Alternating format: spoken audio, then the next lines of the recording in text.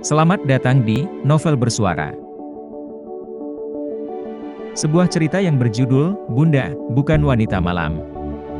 Episode 9. Oleh autor Kolom Langit. Dengan If sebagai pengisi suara. Selamat mendengarkan.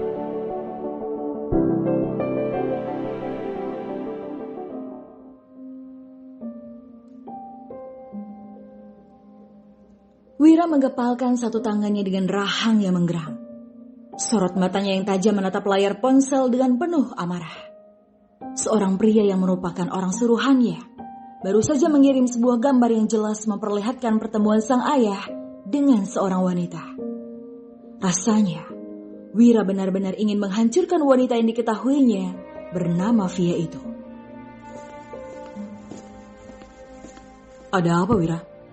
Kenapa wajahmu sepertinya sangat kesal? Terdengar suara Ivan yang baru saja masuk ke dalam ruangan itu. Tidak apa-apa, Van. Aku hanya sedang memikirkan sesuatu. Wira mematikan ponselnya lalu meletakkannya kembali ke atas meja. Memikirkan Sera lagi. Sudahlah, Wira. Lupakan Sera. Mulailah hidupmu yang baru. So tahu. Aku tidak sedang memikirkan wanita jahat itu. Aku tidak peduli tentangnya. Wira mengusap wajahnya kasar. Pikirannya sangat kalut mengingat foto yang baru saja dikirim orang suruhannya. Oh ya, Van. Sore ini aku harus pulang lebih awal. Aku ada urusan. Urusan apa? Tanya Ivan. Kau akan tahu nanti. Aku belum bisa memberitahumu. Baiklah, lanjutkan pekerjaanmu. Ivan menepuk bahu sahabatnya itu. Kemudian beranjak keluar dari ruangan itu. Sementara Wira kembali menghubungi seseorang dengan ponselnya.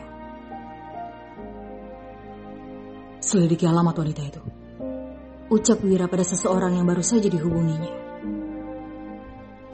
Sore hari, di sebuah kafe terjadi pertemuan antara Wira dan seorang teman sekaligus orang suruhannya.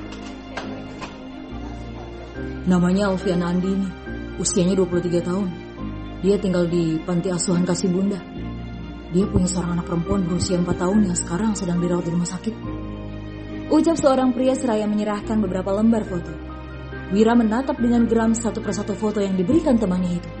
Salah satunya adalah foto di mana Via duduk bersama ayahnya di sebuah restoran. Hanya info ini saja? Tanya Wira pada pria di depannya. Dia punya seorang anak. Seharusnya dia punya suami, kan?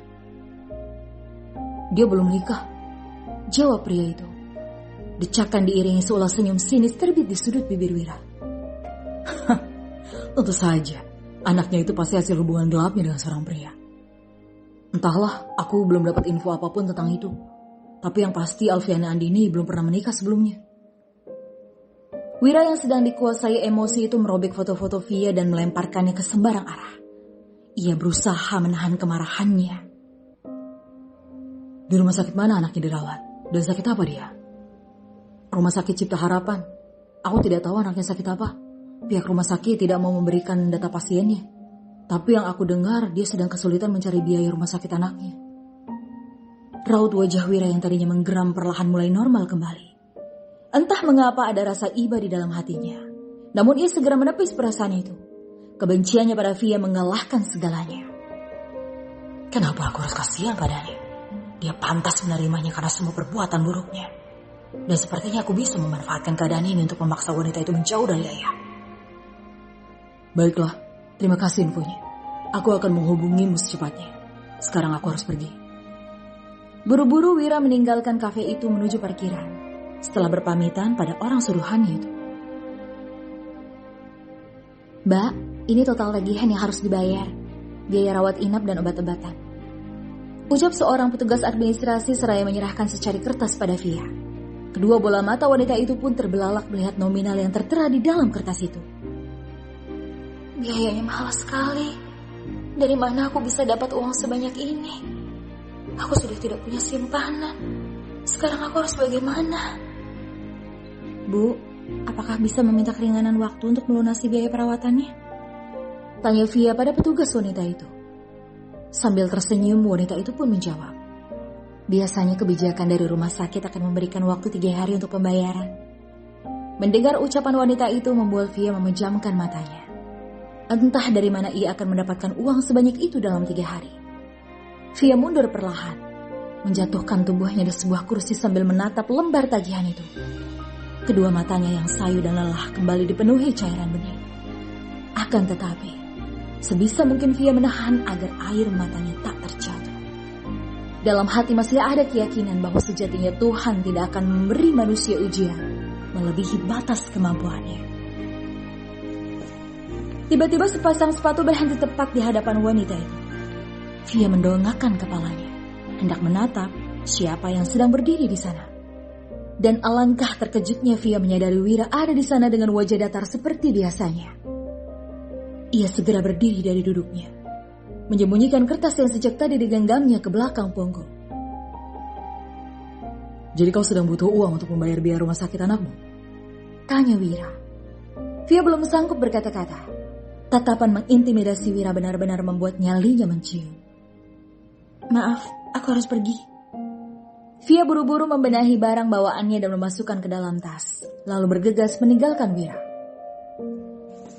Aku akan membantu melunasi biaya rumah sakit anakmu. Ucap Wira membuat langkah kaki Via terhenti. Wanita itu belum percaya sepenuhnya dengan ucapan Wira yang beberapa waktu lalu menghinanya habis-habisan. Bagaimana kalau kita bicara dulu? Dan aku akan membantumu. Tawarnya. Via mengusap setitik air mata yang jatuh membasahi wajahnya. Siang itu, di suatu tempat tenang, Wira baru saja menawarkan sesuatu yang tidak pernah disangka Via sebelumnya. Sebuah tawaran pernikahan dengan imbalan uang dalam jumlah fantastis. Dan tentu saja, dengan uang itu Via dapat membiayai pengobatan Lia. Dalam benaknya timbul pertanyaan. Mengapa Wira sampai harus mengikatnya ke dalam sebuah pernikahan? Bukankah pernikahan adalah sebuah hubungan suci yang terjalin di antara sepasang anak manusia yang saling mencinta? Via memberanikan diri menatap mata lelaki yang duduk di depannya. Ada tatapan benci yang terlihat jelas melalui sorot mata tajam Wira. Kenapa harus dengan menikah? Tanyanya penuh keraguan. Hanya itu syaratnya. Kalau kau setuju, aku akan membantumu membayar biaya rumah sakit anakmu. Tapi pernikahan bukan sesuatu yang main-main. Aku butuh waktu untuk memikirkannya. Maaf. Mendengar jawaban Via, malah membuat kemarahan Wira semakin menjadi-jadi. Kau pikir dirimu siapa? Aku tidak ada waktu untuk menunggu jawabanmu. Jawab sekarang atau aku akan batalkan bantuanku. Selama beberapa menit, Via terus terdiam. Ia beberapa kali menarik nafas dalam. Bayang-bayang wajah polos Lila bermunculan di benaknya. Lila adalah segalanya bagi wanita itu. Dan demi Lila, Via akan sanggup melakukan apapun. Sepertinya kau tidak tertarik. Baiklah, tidak akan ada bantuan untukmu. Wira berdiri dari duduknya lalu beranjak meninggalkan Via. Namun wanita itu segera tersadar dari lamunannya. Tunggu. Panggil Via menghentikan langkah kaki Wira. Baiklah, aku setuju. Dengan sangat terpaksa Via menyetujui tawaran Wira. Seulas senyum penuh makna lagi-lagi terbit di wajah tampan laki-laki itu. Ia segera berbalik, lalu kembali duduk di sana. Aku masih ada beberapa syarat lagi. Ucap Wira, dan diikuti anggukan Via. Baiklah, apa itu? Jauhi keluargaku, dan jangan pernah kau temui kedua orang tuaku. Dan ingat, tanpa seizinku, kau tidak boleh keluar rumah atau menginjakan kakimu ke panti asuhan lagi. Tempatmu adalah di rumahku. Via pun menjawab dengan anggukan pelan. Walaupun syarat yang diajukan Wira sangat berat, namun hanya itu jalan satu-satunya yang dapat ia tempuh. Via tak punya pilihan lain. Akhirnya setelah terjadi kesepakatan itu, Via dan Wira menikah secara sederhana. Bahkan hanya dihadiri beberapa saksi, termasuk Bu Retno dan orang tua Wira. Menjadi seorang istri yang seharusnya menjadi fitrah bagi seorang wanita, nyatanya menjadi sebuah mimpi buruk bagi Via. Di mana sang suami tak henti-hentinya menghina dirinya sebagai seorang wanita murahan.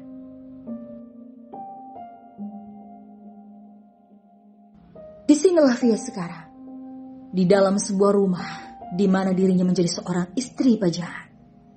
Tak ada malam yang indah, tak ada belayan kasih sayang dari seorang suami. Yang ada hanyalah kehampaan dan kesunyian yang menemaninya.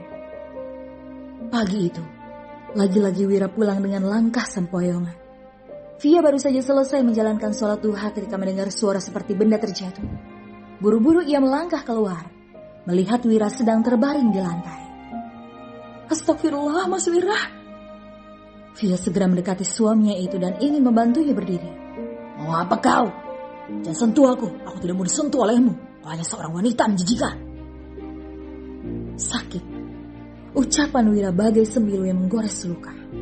Lagi dan lagi, hinaan diterima Via dengan pasrah. Bersambung.